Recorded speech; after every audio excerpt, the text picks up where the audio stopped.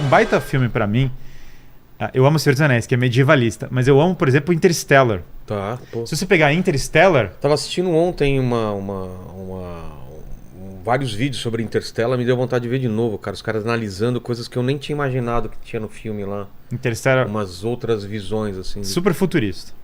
Mas tá lá o herói, o pai, o cara que sacrifica pelos outros. Inclusive, se você olhar, tem uma simbologia que... O vilão é o egoísta, né? Total, é o Dr. Man. É o homem. Dr. Man, olha só. Tem duas referências, né? De um lado, ele é Man. Tem o livro do Thomas Mann, A Montanha Mágica, que trata da mesma temática, do cara que larga a religião e a tradição. E ele é o cara que larga a religião e a tradição, assim, explícito. E ele é o homem, né? É o homem que quer se fechar nele mesmo. É o cara que mente, que engana todo mundo por um ganho totalmente pessoal e dane-se se a humanidade vai sobreviver ou não. Agora, se você olhar o Matthew McConaughey, ele age como Deus 3 vezes na história. Deus? Deus, olha só que curioso. Primeiro como Deus Pai. Ele é o pai que está zelando pelas pessoas distantes, pelo filho. Pensa na relação dele com os filhos mesmo. Tá. Os filhos mandam súplicas para ele, choram. Não saia daqui. Mas não tem resposta. Exatamente como quando a gente se relaciona com Deus Pai. Quando você reza, não vai vir nenhum trovão, não vai vir nada. Então eles choram, ele tá zelando por eles, ele tá lutando por eles, mas eles não enxergam. Depois no filme, e é uma das cenas mais emocionantes, quando você vê ele chorando e querendo responder e não conseguindo. 2, ele é como Deus Filho. O que ele faz? Que, aliás, é uma das melhores coisas. Quando o cara chega e fala "It's not possible, no, it's necessary", ele arranca sozinho e se sacrifica. Entra no buraco negro. Ah, tá.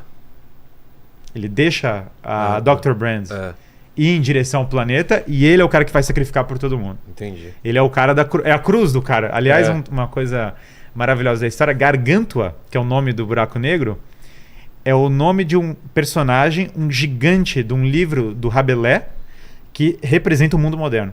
Ah, é? O desejo de destruir. É um gigante que devora tudo, destrói tudo e não entende as coisas que ele está destruindo e devorando. Que é uma metáfora do caramba. E ele entra lá. E depois ele, como Deus do Espírito Santo, o que ele faz? Ele age na história, gentilmente, para guiar a filha dele. Ele até em inglês a metáfora funciona melhor, porque é o Holy Ghost, né? E ele, se você olhar, ele é o fantasma da filha. Ela fala, ele é meu ghost, ele é meu pai e meu ghost. Verdade, cara. Então ele é como se fosse Father, Son, Holy Ghost. Pô, esse lado eu não tinha visto nesse filme. E por fim tem um novo Adão e uma nova Eva. Ele é o novo Adão, porque ele vai para um planeta junto com a Dr. Brand, que eles são o novo começo da sociedade. Exato. Se você olhar a sociedade do futuro, ela é agrícola, ela é baita família, porque tem um monte de criança, os caras jogando beisebol, aquela coisa bem tradicional, mais futurista. Esse tipo de visão me encanta, como Duna, não o filme Duna, mas o livro em especial, que é uma visão que ela volta para esses ideais de monarquia, tradição, família, mas no futuro. Porque voltar ao passado não existe. Eu não tenho como voltar ao passado, não tenho como girar o relógio para trás. Mas tem certas coisas que são universais que daqui a 1000 anos vai continuar valendo. Eu cito como exemplo de monarquia, às vezes, Mad Max 2, entendeu? O que é monarquia, Mad Max 2? Cara, o que tem a ver? Guilherme enlouqueceu, tô usando a palavra de maneira imprópria. Não, o que eu quero dizer com isso o Mel Gibson é o cara que fala, bicho, tá tudo caos, tá tudo uma desgraça, vamos salvar o combustível e sair daqui, encarar os caras. Mas eu vejo nos filmes distópicos, quando você vai para um regime feudal ou de monarquias, normalmente é para dizer que o mundo decaiu. Sim, voltou a alguma coisa que era problemático, não é? Sim, porque nós temos uma cultura pós-iluminista. Império galáctico, corrupto e não sei o que. Com certeza. Né? Mas aí no sentido que eu tô falando, clássico, isso é o paradoxal, né? Se você olhar o Império Galáctico, os caras querem falar, é um império contra a república. Mas, cara, na verdade, se você olhar bem, né, o império é uma tirania, no fundo, não é uma monarquia.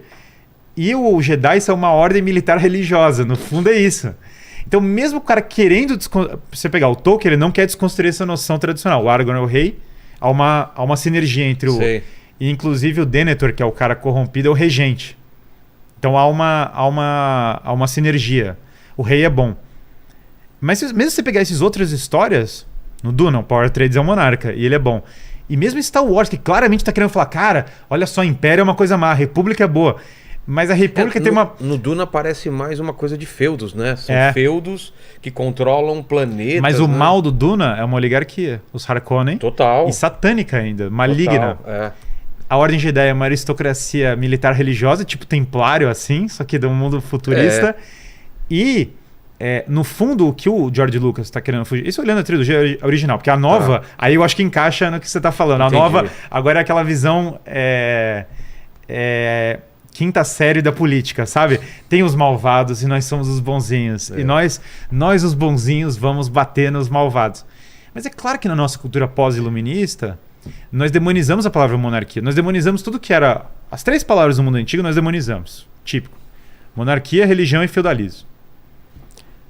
E por isso que eu acho que a gente tem que quebrar esse preconceito e olhar essas coisas de maneira um pouco mais transcendente. Claro, novamente, eu tô querendo idealizar o passado, mas, cara, você pode tomar feudalismo como descentralização de poder, tipo o condado do Hobbit. Você pode tomar monarquia, como eu citei o exemplo do Steve Jobs, sei lá, o Steve Jobs na história. O próprio Luke Skywalker pode ser uma figura monárquica no sentido que é o cara... Precisa a Leia, né? O das líderes da República é uma princesa, né? O Aragorn, por que não?